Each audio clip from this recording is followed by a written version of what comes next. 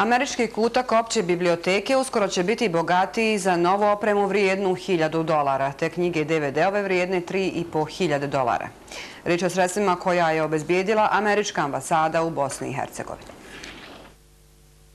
Američki kutak ide u susret potrebama korisnika. Tehničko osavremenjenje kutka jedan je od prioriteta, istakao je rukovodilac Američkog kutka Sead Pašić. Američki kutak intenzivno radi. Mi smo dobili izvjesna sredstva za bolju tehničku opremljenost kutka.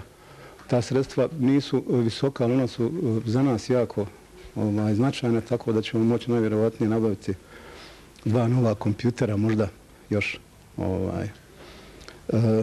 nešto više. Novi kompjuteri prevashodno će poslužiti za kvalitetnije korištenje interneta te obezbijediti korisnicima neposredan pristup digitalnim zbirkama, filmovima i muzici koji su na raspolaganju u Američkom kutku.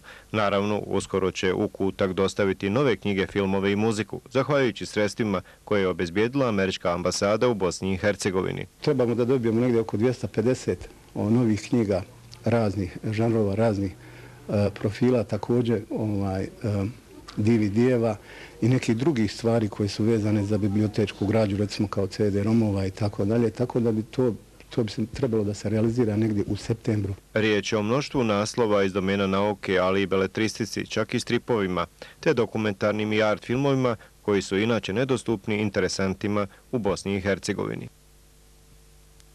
I na kraju jedna vijest iz sporta. Nogometaši Čelika sinoć su u pripremnoj utakmici za naredno prvenstvo pobijedili ekipu Orašera